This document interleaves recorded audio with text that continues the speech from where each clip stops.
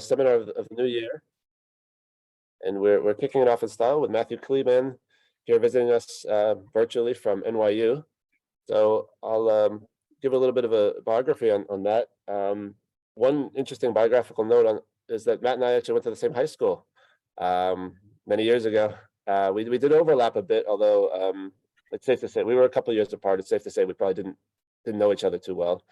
But I sort of recognized his name when I saw a few papers on Brownian motion appearing on the archive recently with his name on it. And so I contacted him and found out that it was indeed the same guy that I went to high school with. And anyway, we're very happy to have him here. So after high school, just sort of discussing a little of Matt's career, he went on to study physics at Stanford. He got his PhD from Stanford. And following that, he had a position at the Institute of Advanced Study in Princeton for a couple of years, and then moved on to NYU, where he still is. So he's currently a full professor of physics at NYU and the chair of the department. I don't know how he finds the time to still publish a lot, but he has a long and distinguished publishing career. Many of the journals are journals that are maybe not incredibly familiar to us as probabilists, but because he's been working a lot on string theory, cosmology. He's also had quite a large presence sort of in media. He's been in a number of magazines and interviewed in magazines and TV shows and things like that, radio shows. So we're very glad to have him speak with us today. As I said, much of his work is actually most of his work, I would say maybe all of his work is in theoretical physics, but it's quite mathematical from the parts that I've seen. And recently he has published a few papers together with some co-authors on Brownian motion, which is what he's going to be talking about with us today. So as you can see his title, he's going to be talking about the loop soup and connections with conformal field theory. So thank you, Matt, for being here, and go right ahead. Thanks very much, Greg. It's great to see you. Yeah, it's been quite a long time. Indeed. So yeah, thanks for the invitation. It's a pleasure to speak here. And I wanted to start off by saying I much prefer to give talks in person. Obviously, that's impossible. And when I do give them in person, I much prefer to give them on the chalkboard if I can. And so I'm doing the closest thing to that we can do in this format, which is I'll be writing on the iPad. So hopefully the technology is working. It looks like the screen share is working. And so I as Greg said, I'm a physicist, not a mathematician. And so I structured this talk a little bit differently than I might have if I were talking to an audience of physicists. I'm going to spend a little bit more time than usual on motivation, and actually probably close to half the talk is going to be on a theory that's not the Brownian loop soup, but sort of from my perspective was a predecessor to it. So that's a model that I studied with Ben Freivogel back around a little over 10 years ago. So Ben is now a professor at University of Amsterdam. Back then, we were young and starting out. And we were interested in the question of what happens to the universe at very late times. Specifically, you probably know that right at the end of the 90s, observations showed that there is some form of dark energy, which the observations I'm referring to were ones that showed that the expansion rate of the universe is accelerating. The universe is expanding faster and faster as time passes, rather than slowing down, as you would expect from the fact that gravity is attractive. And those observations seem to indicate that dark energy is what's called a vacuum energy. We can't be absolutely sure of this, but observations are consistent with that, and it's quite constrained. And if that's the case, it means that the expansion of the universe is exponential. So every period of time, called the Hubble time, the universe will increase in volume by a certain factor. Like it will double in size every certain period of time. And if that's the case, then the future of our universe is what's called de Sitter space-time. So right now, we are not exactly in de Sitter space-time because the universe still has a lot of ordinary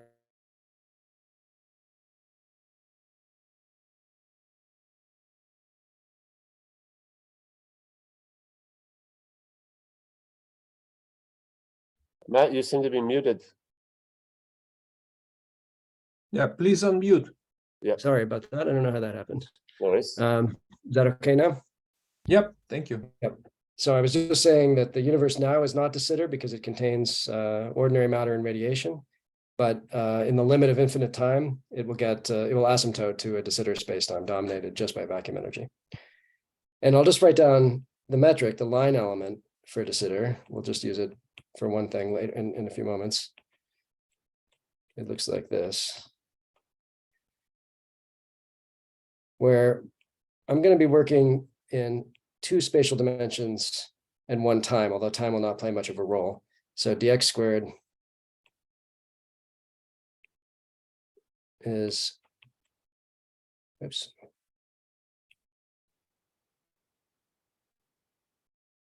Or dz bar if we're going to use complex coordinates.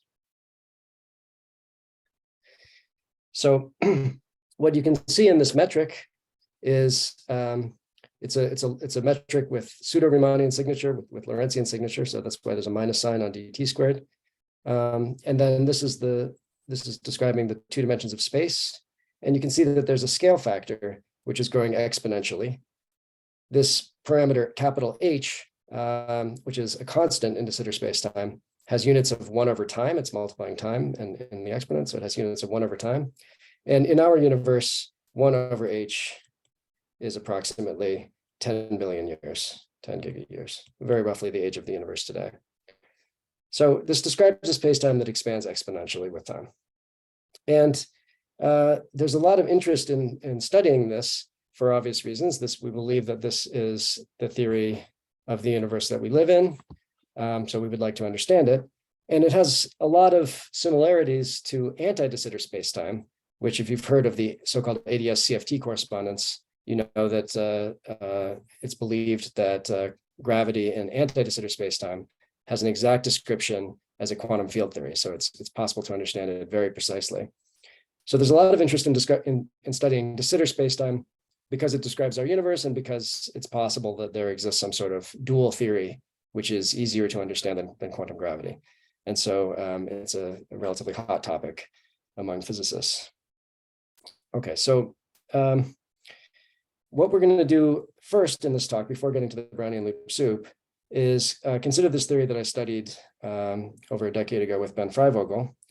And so we tried to make the problem as simple as possible while still leaving something of interest. So we considered a theory which had a periodic potential energy that looks like this, where this goes on forever, but let's just label this 0, this 1, this 2, this 3, this -1, -2, and so on. So this is meant to represent the potential energy of a field which fills all or part of space at a given time. So for instance, you might have the universe in a state initially where everywhere it's in this state 0. So the entire universe is in this state 0. And then because that's a minimum of the potential, nothing would change according to the laws of classical physics. The theory would remain the same. The field would remain in that minimum forever. But in a quantum field theory, it's possible to tunnel through these barriers. In this theory, you could tunnel right or you can tunnel left. And there's some probability for that to happen. It's a random event. You can think of it as a stochastic random event with a probability that I'm going to call little gamma. And I'm going to assume that this probability is equal to tunnel to the right or to tunnel to the left in this one-dimensional field space here. Okay, so this direction that I'm drawing here with these arrows, this is not a direction of space.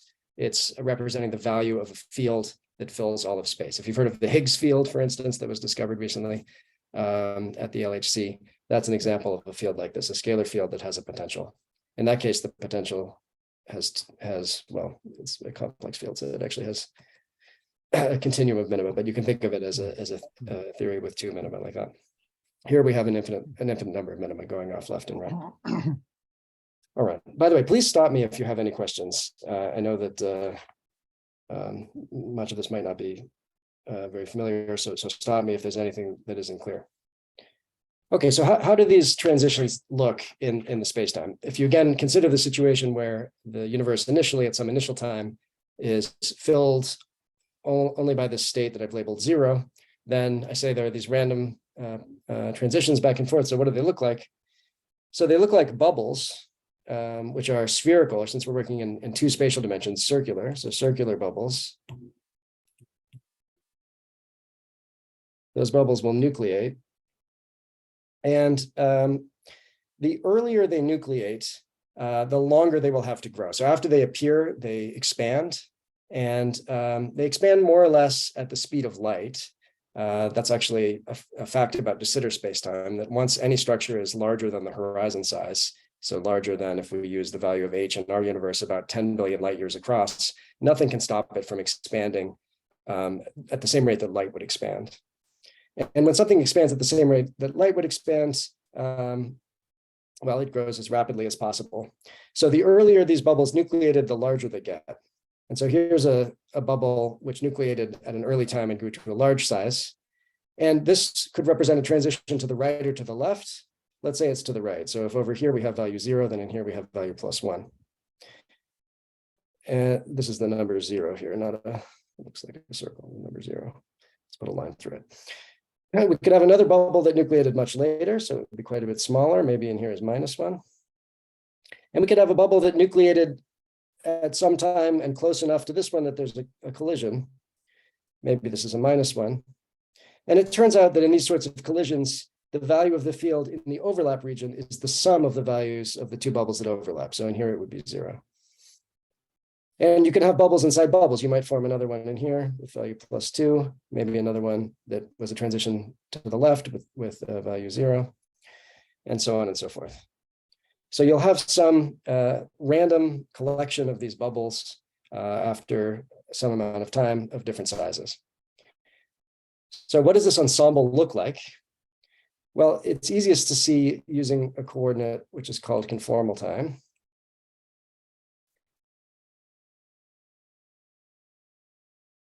So it's defined like this.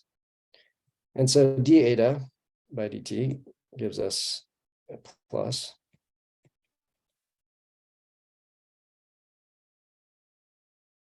And if we now re-express the metric, this line element, in terms of this conformal time,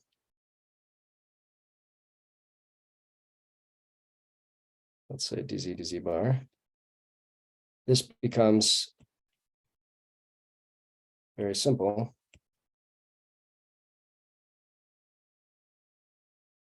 Just this. So apart from this overall factor of 1 over h eta, this has the form of a flat Minkowski spacetime metric. Not Markowski, but Minkowski. So this is said to be conformally flat. And the range of this coordinate eta, as you can see from this definition, it would go from -infinity to 0. Although if we're only describing the late time universe, not necessarily assuming that the universe is de Sitter all the way into the past, then eta approaches 0 from below, from negative values. It doesn't necessarily go to arbitrarily negative values. Okay. Now, these coordinates are useful because one thing you can see immediately, something that expands at the speed of light has a line element which is equal to 0. And so that means that d eta is equal to, let's call it dr, the radius of the bubble. The radius of the bubble expands. So r is proportional to eta. And so the radius of the bubble expands at the speed of light. That means it expands linearly with eta with coefficient 1, in fact, but potentially with some offset. And so you can ask yourself the following question: to determine this distribution of bubble sizes. So up here we have this distribution of sizes of bubbles, and we want to know what's the measure on this. So we've waited for a long time. We've arrived at a very late time in the universe. We have regions with different values, with different phases, with different values of this field occupying these bubbles. We want to know what's the distribution.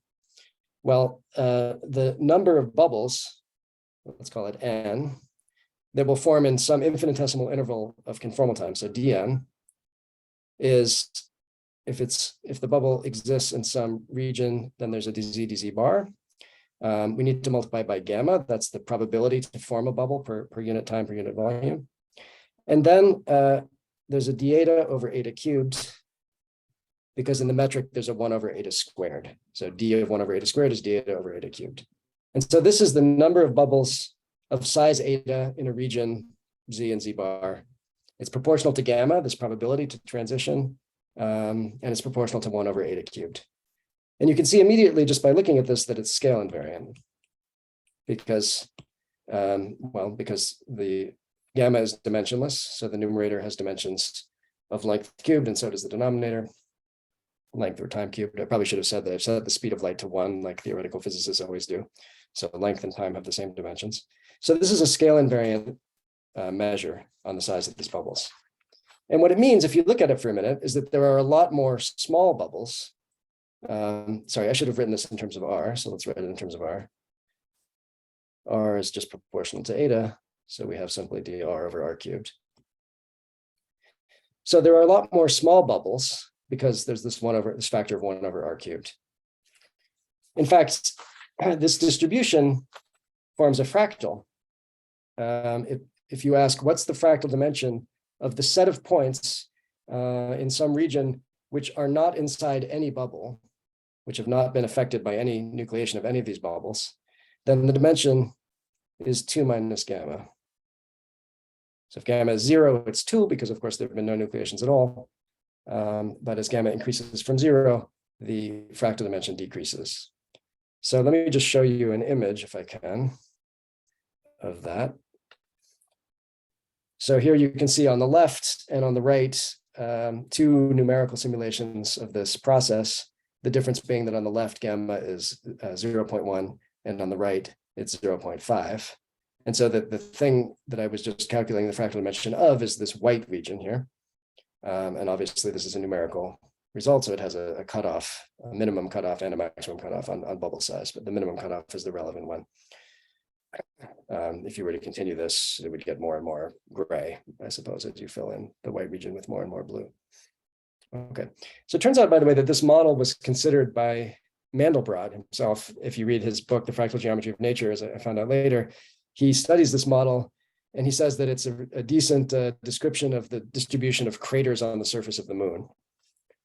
I have no idea if this is true or not, but that's what he says. Okay, so we have here a scale invariant fractal structure, which again describes the universe at late times. And because sort of inspired, if you want, by the ADS-CFT correspondence, our strategy then was to look for a so-called conformal field theory, which would be the conformal field theory describing this distribution of these bubbles, and perhaps could be the dual theory that would tell us something about quantum gravity and de Sitter spacetime. Now, back at the time that we were doing this work, to my knowledge at least, there were no examples of theories which were scale invariant and actually globally conformally invariant. I'll describe what that is in a moment, but which were not conformal field theories. And as it turned out, this was the first such example, and perhaps it's still the only example. So disappointingly, this does not describe a conformal field theory. And just to let you know where I'm going, the next step was to study the Brownian Loop Soup, which I think does describe a conformal field theory. But in this first attempt, we thought for sure this is going to have a conformal field theory description, and it turned out it didn't, despite the fact that it had all the properties that you would think would indicate that. So yeah, so what do I mean? Well, I mean specifically that if you take this distribution that I've just written down, it's invariant under Mobius transformations.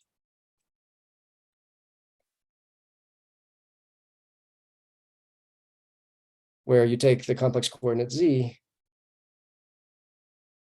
and you map it like this, where you just need the determinant of this matrix not to be 0, or else the transformation is trivial, it's 0 derivative. So so this distribution can be shown to be invariant under this group. This is a group, this forms a group, these Mobius transformations. It's invariant under this group of Mobius transformations. And these are what physicists call global conformal transformations. So these are holomorphic transformations, but they're not general holomorphic transformations. So I'm not going to prove it now just for sake of time, but yeah, this distribution is invariant under these transformations. In particular, these transformations can do things like map Z to 1 over Z. So you can invert these disks, turn them inside out. So it's not obvious that there should be such an invariance, but in fact there is. Now, there's a much larger group of transformations that you might be interested in, namely local conformal transformations, which in 2 dimensions, in 2 spatial dimensions, corresponds to holomorphic mapping. So any holomorphic function of Z, map Z into any f of Z for holomorphic f of Z, that's a conformal transformation, a local conformal transformation. And those transformations are, of course, much more general than Mobius transformations. Mobius transformations are a subgroup of those. But they have the property that they preserve local angles. If you have, say, the corner of a square, which has a right angle, and you act on it with any transformation like this, it will no longer be the corner of a square, but it will be the corner of something. It's still a right angle. Matt? So you can map. Yes. Sorry, can I ask? So you're looking at like analytic functions basically from the plane to itself. Do they have to be 1-to-1 to satisfy this conform? Like it says local conformal. That just means any sort of what we call an analytic function. Yeah. If they're not 1-to-1, then they may map the plane into a strip or some other subregion. So for instance, if you so, sorry, Z is defined on the whole plane. Like Z can be like it's Z can be defined on the whole plane, but you could also, it's probably easier to think about it as defined in a region of the plane. Yeah. Okay. And so, you could define this ensemble inside the square that I've drawn here, perhaps with the rule that any disk which touches the edge is just erased. And so then you would have some distribution of these disks in here. Okay, so let's define it like that. And then the statement that this distribution is invariant would be that if you map it, so now I have to try to draw this. So these are supposed to be right angles. I don't know if I really succeeded, but okay, there should be some sort of curvy thing. The sides of the square become curvy, but those 4 right angles are still right angles. And when you map this distribution in here, it should obey the same law, right? In other words, it doesn't matter if you start with a square with the distribution and map it, or if you map the boundary of the region first and then populate it with this distribution with the same rule. Okay, so that would be the statement that it's invariant. And, as I was mentioning, I at least am not aware of any other examples where you have something, not in physics at least, which are invariant under global conformal transformations, but not under this full set of local transformations. And so, okay, so Ben and I back then thought, okay, this is really interesting. There's maybe going to be some conformal field theory that describes this. Let's try to figure out what it is. And so we started off by studying a field that we called N of Z, which just counts the value of this. So initially it's 0 everywhere, let's say, and then you start to populate with these disks of various radii, and those disks might shift N towards positive values or towards negative values. And so, well, this N is nothing more than just the numbers that I filled in up here. So N is +2, for example, in here, and it's -1 in this region, and so on. Okay, so that's what N of Z is. And well, we went ahead and computed just by sort of brute force, just using this distribution, what we call correlation functions of N. So things like N of Z1, N of Z2, expectation values. So just expectation values of products of this quantity N of Z. What we found was interesting and encouraging. So first of all, we can write this N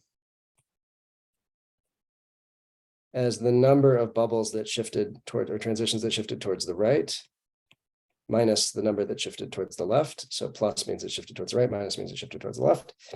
And the value of every point is just N plus minus N minus. And so this ends up, as you can easily convince yourself,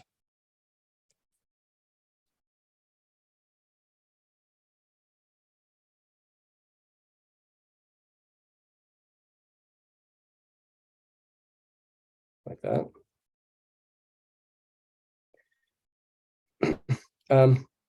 So n plus and n minus have the same law. That's why the terms combine this way. And what do I mean by this expectation value? Just the average of whatever quantity that is. Oops. Divided by a partition function. And the partition function is we want to sum over all possible configurations of these disks.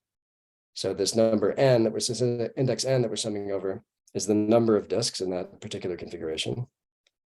Each disk has probability gamma to appear, so there's a gamma to the n.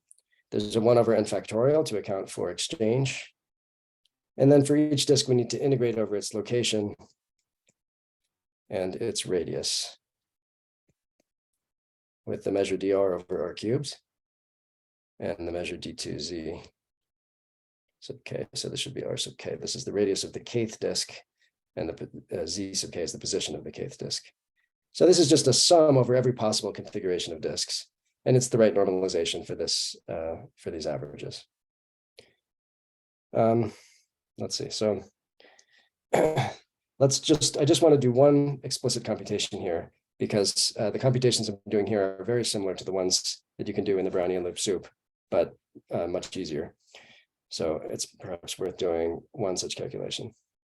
So let's do something very simple. Let's compute just the 1-point function of this operator n. So this has z to the minus 1. And then I need to insert, and maybe I can piggyback off of this here.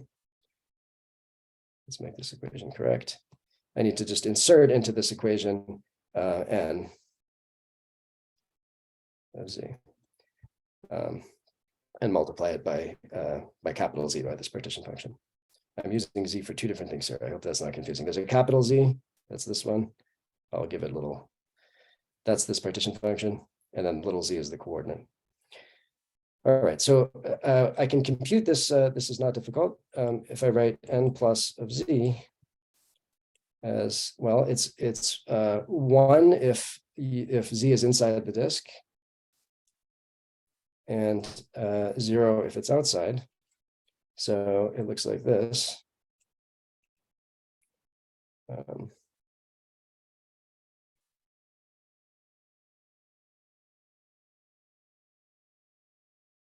Where theta here is just the Heaviside step function. It's 1 if its argument is positive and 0 if it's negative. And so this is the distance between, right? So I have some disk that's centered at zk. It has radius rk. And then I have some point over here, z. So this is just the distance, subtract the radius, and there should be like this. If that's if this argument is positive, then the point is inside, and if it's negative, it's not. Okay, so if you just insert this into this sum up here, into this one, you can compute this quite simply. You'll find that the answer is this. This is the partition function, capital Z to the minus 1 that normalizes things. And then if there are 0 disks, the term with little n equals 0, then this n capital N plus is equal to 0. There's no disk anywhere. Everything is equal to 0. Then you have gamma over 1. And you have this integral dr over r cubed times this theta function. And the theta function just picks off the area of a circle, pi r squared. And then we have something of order gamma squared. So I should mention the limits on this integral over the radius. I've put in cutoffs. Delta is meant to be a small value of r, and capital R is meant to be a large value, just to regulate the integral, because otherwise it would diverge. And so this term right here is just, it's pi times the log of r over delta. That's a bit faint, isn't it? It's logarithmically divergent. So you can go ahead and compute this exactly, and you'll find that the answer is simply that there's a factor of z that pulls out and cancels the z inverse. It's just pi gamma log r over delta. That's it. That's the answer. Okay. So going back now to this 2-point function, this piece is divergent. This piece is also divergent, and the divergent pieces cancel each other. Well, let me just write the answer and explain. So what you find then, if you compute n of z1, n of z2, is log of the distance between the points, an infinite piece that's proportional to log of capital R, and a constant shift. Now, this is interesting because it's very similar to the Gaussian free field. If you compute the 2-point function of a Gaussian free field, you get something very similar. You'll get the log of x1 minus x2 with some number here. This field n that we've defined, this number of bubble nucleations, has statistics that look very much like that of the Gaussian free field. And if you know a little bit of conformal field theory or much about the Gaussian free field, then you might know that this field by itself is not very well defined. But if you exponentiate it, if you consider e to the I beta a real number times phi, let me use z and not x, that this is a much better defined quantity. Basically because it's the exponential of something that has logarithmic statistics. So it has power law statistics and behaves in a much healthier way. In fact, this operator, let's call this O beta, is what's called a conformal primary operator. If you make a conformal transformation, it transforms like this. So I'm transforming z into w by some holomorphic map.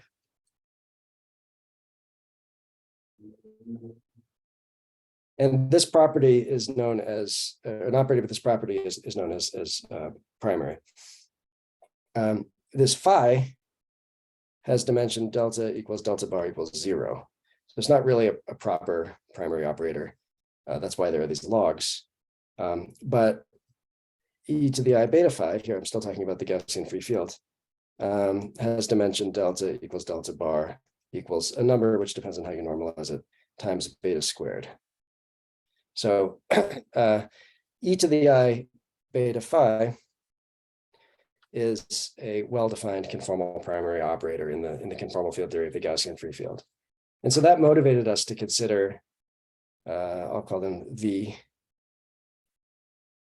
exponentials of this operator n. Okay, I said I would spend roughly half the time on this theory and then the other half on the Brownian loop soup. So I'm going to accelerate just a little bit, but let me pause for a moment and see if there are any questions right now.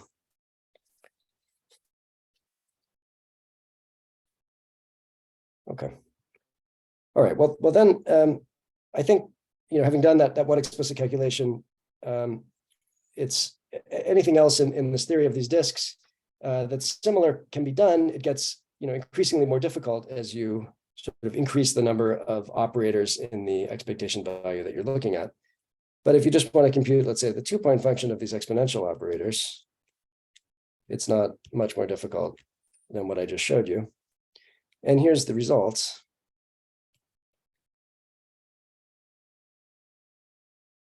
Let me write it like this.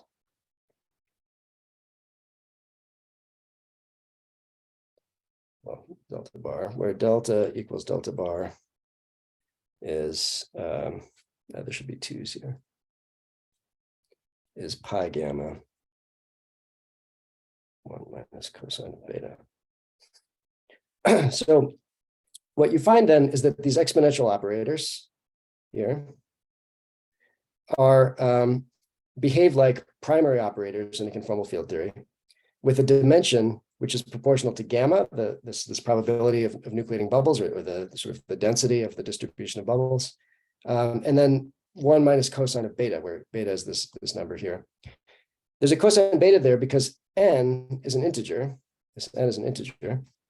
So if beta is a multiple of 2 pi, then this operator is 1. And so that's why there's a 1 minus cosine beta. There has to be some sort of periodicity in beta. But this is a very peculiar result. I don't know of any conformal field theory.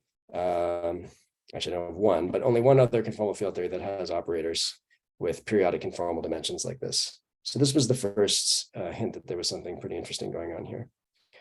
And I should also say that, so I set these two betas equal to each other. If I allow them to be different, then what you find is that this is 0, this quantity is 0, if beta 1 plus beta 2 is not equal to 0 mod 2 pi. So you need beta 1 plus beta 2 to be a multiple, an integer multiple of 2 pi. Otherwise, this 2-point function vanishes. If you study the 3-point function,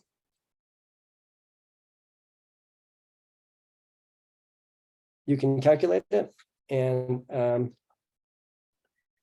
it is very roughly the exponential of a bunch of weights.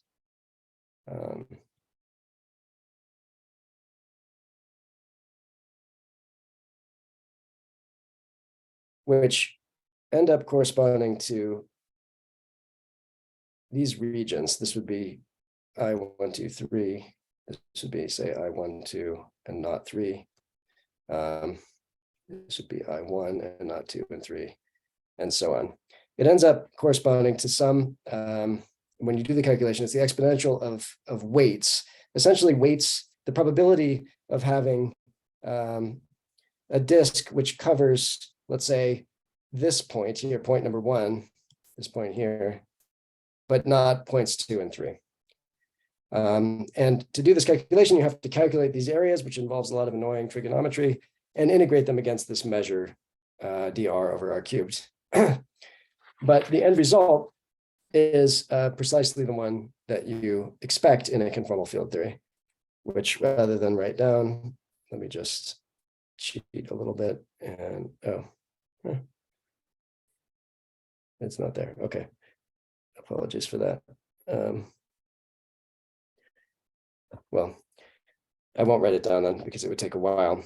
But it's of the form that any conformal field theory 3-point function must take. It's basically a product of powers of distances between the points. So at this point, we were very happy. It looked like we had discovered a conformal field theory, something very novel. But finally, when we tried to compute the 4-point function, which was not so easy, but doable, we were disappointed to discover that it does not behave like a conformal field theory ought to behave. And I believe the reason for this is that global conformal invariance under Mobius transformations, is sufficient to guarantee that the 1, 2, and 3-point functions of operators should behave as expected in a fully fledged conformal field theory. But it's insufficient to guarantee that the 4 and higher point functions will. What you need for the 4 and higher point functions to behave nicely is what I call local conformal invariance under holomorphic transformations, general ones, not just Mobius transformations. Okay, that took a little bit longer than expected. But I'll pause again and just ask if there are any questions about this disk model. And if not, I'll move on to the Brownian loop soup. Okay, so this part of the talk is a collaboration with Federico Camilla, Alberto Gandolfi, who are both mathematicians, and Valentino Foyt, who is a former student of mine. Federico is a mathematical physicist who works on these conformally invariant statistical models like the Ising model. Alberto is a probabilist, and well, Valentino has worked on a variety of things, from black holes to conformal field theories. I see a question here. Do we have a conformal bootstrap for such a 4-point? Yes. So in fact, one of the really valuable things about, well, so this 4-point function is not amenable to the bootstrap because it has a problem. So I didn't describe it in any detail. But if you compute this as a function of the positions of the 4 points involved, so this is Z1, Z2, Z3, Z4, you discover that the answer is not a meromorphic function. It should be holomorphic away from coincidences where, for example, Z1 and Z2 coincide. And instead, it's not. It has, if you take enough derivatives of it, you discover that it has singularities along the circle, let's say, that connects 3 of the points when you move the 4th point across that circle, even if it's not coinciding with any of those 3 points. So it's not analytic in the right sense. And so you cannot expand it or you cannot use the bootstrap. So it really represents something which is not a healthy conformal field theory. Okay, so enter the Brownian loop soup. Federico and Alberto, the 2 mathematicians that I mentioned, Federico Camillo and Alberto Gandolfi, they were aware of a theory which had been described in the form I'm going to describe it first by Lawler and Werner. Gregor Lawler and Wendel and Werner in 2003. They coined the term Brownian loop soup to describe this thing. So what it is an ensemble. Sorry, I see another chat message. Okay, yep, you're welcome. An ensemble of Brownian loops. A Brownian loop is a Brownian motion which has to form a closed loop. So it's some random motion. It's allowed to self-intersect, and it just has to form a closed loop like this. The loops of interest for this model are unrooted, which means there's no preferred point. Like, whoops, I didn't mean to do that. I erased the entire thing. I just wanted to erase that 1 point. Okay, well, there's no preferred point. So this black point shouldn't be singled out in any way. In other words, if you have 2 loops with exactly the same configuration and position, they're the same. It doesn't matter where the loop began or ended. So that's a Brownian loop. And the ensemble they considered, I'll write down the measure for it in just a moment, but it's an ensemble of these loops which are allowed to overlap with themselves, but also with each other. And with a measure on the time length. So Brownian motion, of course, it lasts for some amount of time, and its characteristic extent of the Brownian motion from the point where it started scales like the square root of that time. So the area of a closed loop like this is proportional to t, because the linear size is proportional to the square root of t. So there's a measure on t. In other words, you consider the Brownian bridge measure with t, with some measure on t, which makes this ensemble conformally invariant. So that was what Lawler and Werner described in this paper. For my purposes, I'm interested in filling this thing in. Maybe I'm not going to fill in the whole thing. So I find the outer boundary of it, and then I fill in the middle, which is harder than it looks. Okay, so we got to fill in everything. All right, so I'm really interested in the shaded region. I think there's a little bit unclear if that should be filled in or not. But anyway, I'm interested in this shaded region. Here, I can probably show you a better picture over here. Right, so on the left, you see a Brownian loop created numerically. And the loop itself is still drawn in there. And on the right, the loop itself has been erased and just the outer boundary remains, and it's been filled in. And what we're going to do is consider an operator that's defined exactly the same way as the operator capital N in the disk model. So if this loop has been assigned +1, we're going to randomly assign +1 or -1 to each loop. And if it's been assigned +1, then if the point is inside the region, like this point Z1 is, then this operator N is equal to 1. And if it's outside, it's equal to 0. The full ensemble, if you want to see a picture of it, looks like this. And again, the difference between these 2 panes is simply the so-called intensity. So the parameter little gamma has been replaced by what's called little lambda in this literature. And that's has exactly the same role as little gamma. It's the sort of fugacity or chemical potential for these loops. So small lambda means more diffuse, and larger lambda is more dense. And there's a fractal dimension of the white set, which has the same scaling. There's some numerical factor probably, but the dimension is proportional to 2 minus something times lambda. Okay, good. So what exactly is the measure? So the measure for this Brownian loop soup, this is this capital Z partition function. It's again a sum. It looks very, very similar over n loops. And what goes here is the measure for a single loop.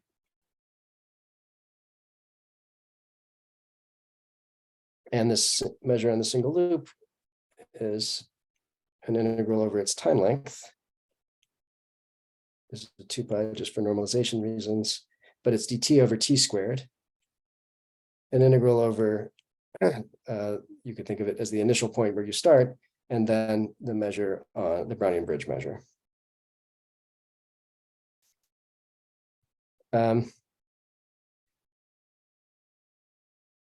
So the thing to notice here is that dt over t squared, the most important fact about this is that dt over t squared, if you remember that that t is proportional to r squared, right? As I just mentioned, the area of these loops is proportional to t. So if r is like this, the radius of the disk, the area is r squared. So t and r squared are similar. And this is dr over r cubed using this relation here. So this dt over t squared is the same measure, or it has the same property as the measure on disk radii. And so that makes this a scale invariant ensemble. But the difference is that Lawler and Werner were able to prove that this ensemble is fully conformally invariant. With the same definition I gave before in response to Greg's question, if you define this ensemble in a region of the plane, and then you map the region and the ensemble, you get a new region with a new ensemble, that's the same as mapping the region and then defining the Brownian loop soup in that region. It's also the case that if you take a region with this ensemble in it and you cut out part of it, erasing any loop that cut touches, the ensemble and what remains is, again, the same ensemble you started with, the Brownian loop soup ensemble. So that's called conformal restriction. So in that sense, this ensemble is locally conformally invariant, whereas this measure on disks probably isn't, although I don't actually know for certain that it's not, but I very strongly suspect that it isn't. Okay, so this Brownian loop soup is defined this way. So it's a Poissonian ensemble of Brownian loops. And having learned the lesson from this disk model, we know, or at least we have an idea of where to start. We can consider operators of the form e to the I beta real number times n of z, where again n of z is n plus of z minus n minus of z. So we've assigned each loop randomly plus or minus one, a value plus or minus one. And then this n is n plus minus n minus, just as it was for the disks. So it turns out that this operator can be proven rigorously to be a conformal primary, meaning it transforms with just those two factors, weight factors that I mentioned before. And its conformal dimension looks pretty similar to the analog in the disk model. Remember, that was proportional to gamma. This is proportional to lambda. And then there's a 1 minus cosine beta. If you're interested where the 10 comes from, it has to do with the fact that the average area of a Brownian loop of time length 1 is pi over 5. And that 5 is the origin of this 10, which is a relatively recent result, actually, pi over 5. In any case, that's the conformal dimension of this operator. And you can go ahead and compute some of its correlation functions by the same sort of brute force techniques that Ben Freivogel and I used for the disks. So for instance, you can compute the 2-point function like so. And again, you find that this is 0 unless beta 1 plus beta 2 is 2 pi times an integer. And otherwise, it's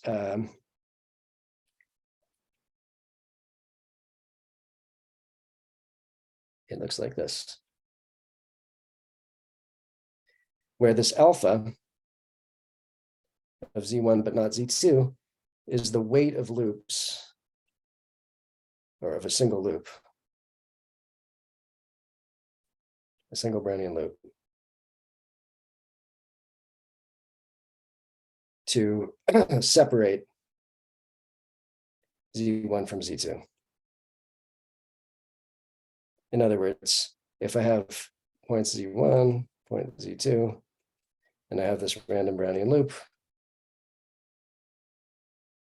that's an example of a loop that separates Z1 from Z2, because Z1 is inside the outer boundary of this and Z2 is not. So that would contribute to this weight.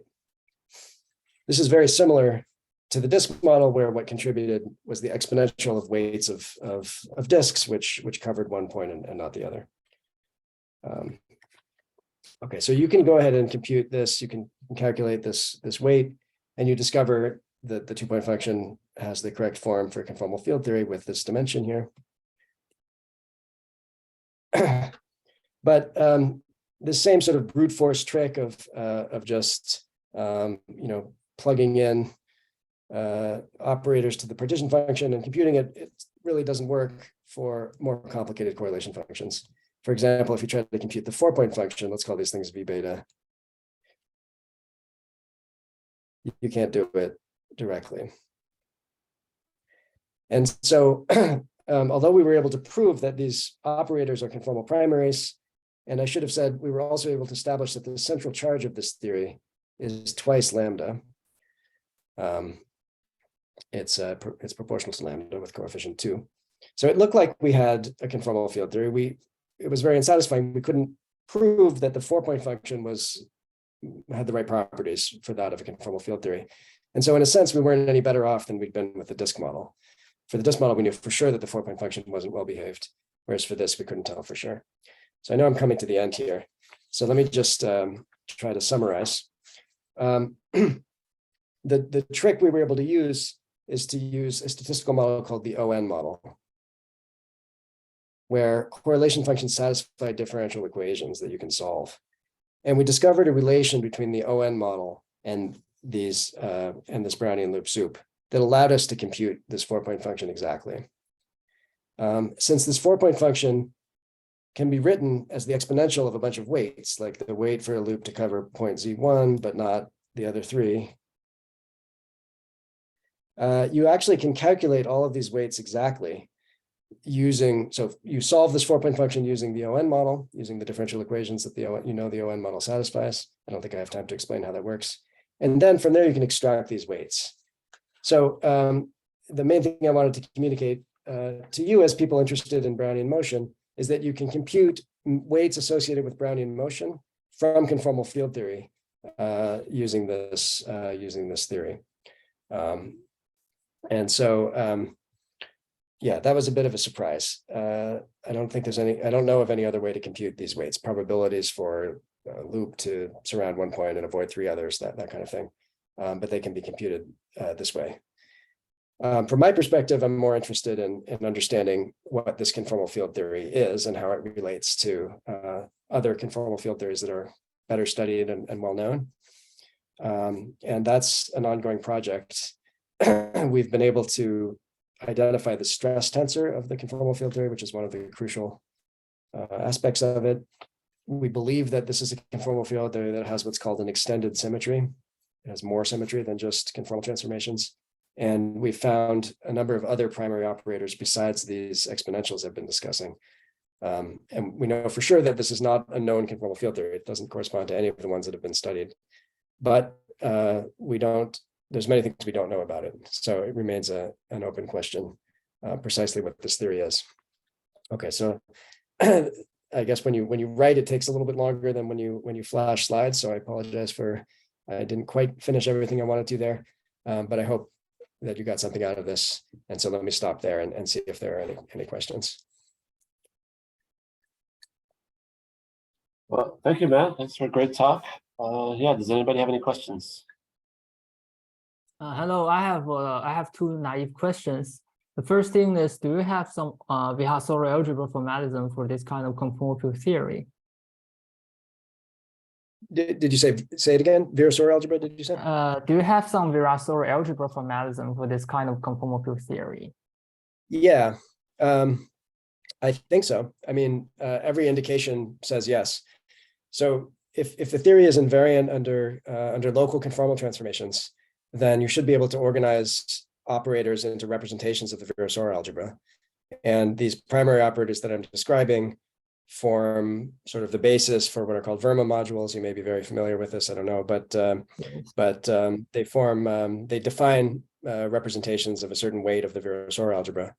And so you can organize all the results that way. And everything seems, I mean, that's sort of guaranteed. I think it's guaranteed as long as the theory is conformally invariant, which we know that this one is, so it should work. And it passes a lot of consistency checks.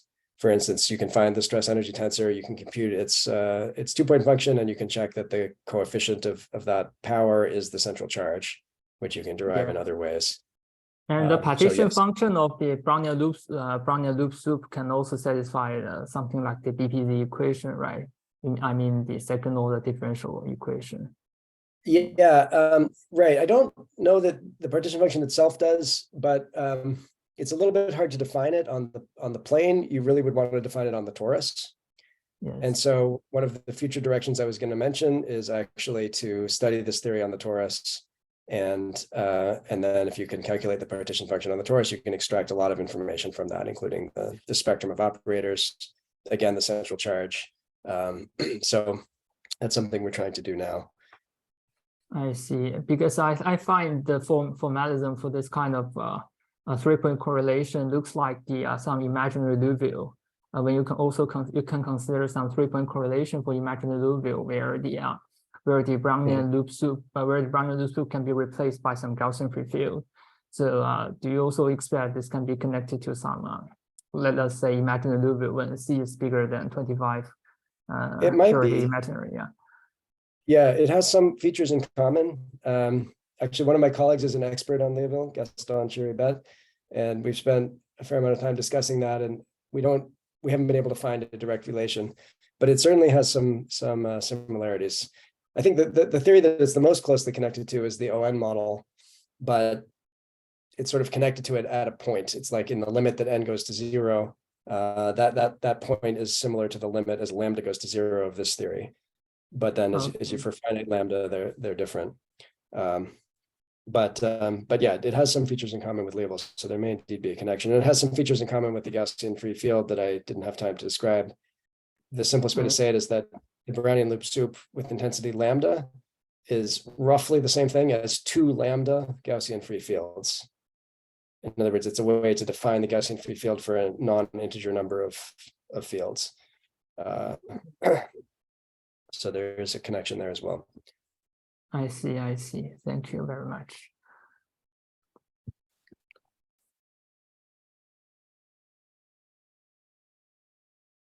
Any other questions?